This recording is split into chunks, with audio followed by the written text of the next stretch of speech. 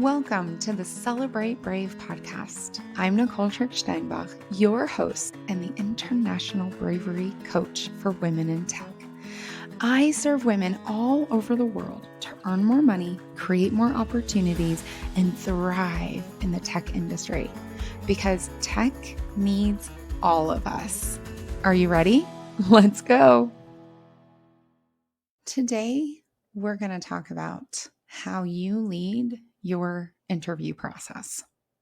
So, the reason that I'm bringing this topic to the Celebrate Brave podcast is what I'm about to tell you demands bravery. It demands clarity, it demands momentum, and it demands accountability. So, after you listen to this one, if you haven't listened to the How to Build Your Brave framework, get back over to that podcast. This is going to be really important for the rest of this episode. All right. So, as I record this podcast, the so called Great Resignation is taking place all over the world. This is a pattern of significantly high numbers of people all over the world and across all industries withdrawing from wherever they work. They're resigning. They're saying, this isn't good enough anymore. I want something else. And they're moving on. This is especially true in the tech industry, and it is particularly true for women in tech. And the sad aspect about that for technology, because I personally think the Great Resignation is fantastic. I think it's wonderful. I think we all need to not just think, I believe very, very strongly that we all need to remember that we are creating value for these tech companies, and that value needs to be flowing right back to us as individuals, as groups, and as a society. So I actually think the Great Resignation is a great thing for the individuals and also for the leaders of these tech organizations and industries that haven't been doing the right things often enough.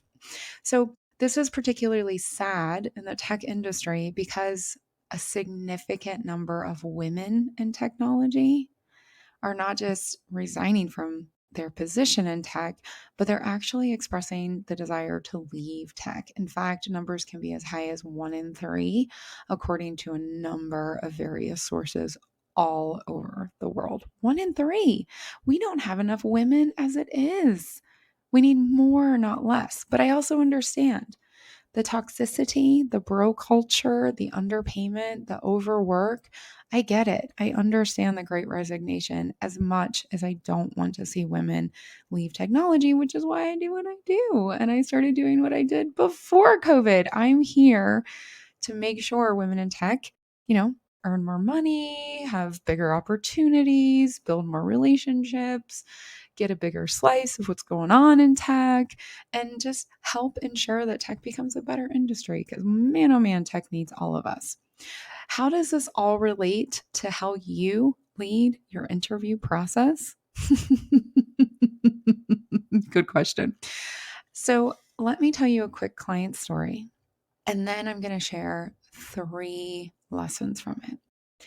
So, a client came to me as she was already in her interview process, and she wanted to make sure she got the best. So, she was resigning from a position, looking for that next big step. She had crafted a pause because she knew from her last employer that wasn't a great situation that she was going to need a break and to step up in her energy. So, when we first started talking, and everybody starts with me with a 60-minute consultation, and we talk about you. So, in the 60-minute consultation, she shared with me where she was and the pain she was having and her timeline. And she shared, oh my gosh, she shared that she was already 8 hours into an interview process with a quote, dream company. She shared how that interview process was not going deeper, it was going broader. In fact, she had already spoken to someone and was accidentally and incorrectly rescheduled with the same person. There was no apparent structure, no apparent deadline, no apparent decision-making tree, and quite frankly, she was feeling disrespected. She was feeling put upon. This was not leveraging her time experience and her skills in an appropriate way, and she didn't know what to do. It was sucking energy from her entire process of looking for her next role. So she chose to continue working with me. She chose to sign, and we chose to go deeper into this. How do you lead your interview process? And these are the three things. Number one, you lead yourself. Number two, you expect and you accept only clear answers. And number three, you draw the consequence and you take the action when you have the clarity and you have the momentum for 1 and 2. So let's get more specific. You have to believe in your worth and your value. You have to deeply, fully, and completely believe. And then you got to act like it's true. This client of mine, when she came to me, she was not in belief. The belief was at this dream company, if I could be so lucky. And we had to shift that to wherever I work, that's going to be my dream company. And they are so lucky. And so am I. It's that belief that your time, your experience, your skills, your lived experience has value. And that's where you've got to start. Once she built that, she was able to identify how she was truly feeling in this interview process. She was feeling disrespected, disregarded, and quite frankly, a bit belittled. 8 hours already? No clarity? She was incorrectly rescheduled with someone she already spoke with? What? So then, number 2, expect and accept only clear answers means you have to ask the question. You have to ask, what is the structure of your interviewing process? How many interviews do you anticipate will be a part of this process? I've already spoken with 8 people, spent 8 hours. What is the culmination of this process? Also, what's your decision tree? Who makes the decision? What is the timeline of the decision? Expect and accept only clear answers, clarity. Why is that so important? Because you are your advocate. You are your only advocate. And you believe, back to number 1, you believe in your worth, in your value, and in how you should be treated. And here comes number 3. People want to say that number 3 is the hardest part. I disagree. Number 1 is the hardest part. Believing in your value, believing in your worth. But here's the part around consequences and taking action. When you have your belief and when you have your clarity, which by the way, a lack of clarity is also clarity, you have to act on that. You lead your interview process. So if you feel disrespected, you feel put upon, you feel you're going in circles, you're not getting the clarity, you're getting yanked, guess what? You get to speak up and say, this is my experience. This is how I'm experiencing. I'm feeling disrespected. I'm feeling put upon. I'm not getting the clarity that I need. And then in this situation, you withdraw. My client, within, I don't know how many sessions, very few sessions, withdrew her application at the quote unquote dream company. Because once she believed, she built and worked on that belief. Once she asked for the clarity and they couldn't give it to her, she knew, I have a choice now. I can lead my interview process or I can hand it off to someone else. I can outsource my success. No. I believe in myself. I'm asking for the clarity. I'm expecting the clarity. I'm not getting the clarity. I do not accept this answer. I am insourcing my success. thank you very, very much for the opportunity to interview with you. I'm withdrawing my application and I wish you all the best. Because here's the biggest lesson, and this is definitely true for my own life. How you interview is how you will show up. And how they interview, their process of interviewing, is how they will work.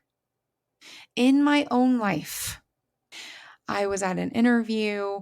The interview went relatively well. There was another one. I showed up in full gratitude that someone thought I was valuable enough for this role, that I was worthy enough, that someone was going to choose me. I did not in any way, shape, or form feel any sort of ownership or accountability to make sure that they were worthy of me. That I would thrive. I had outsourced the entire experience of my success to somebody else.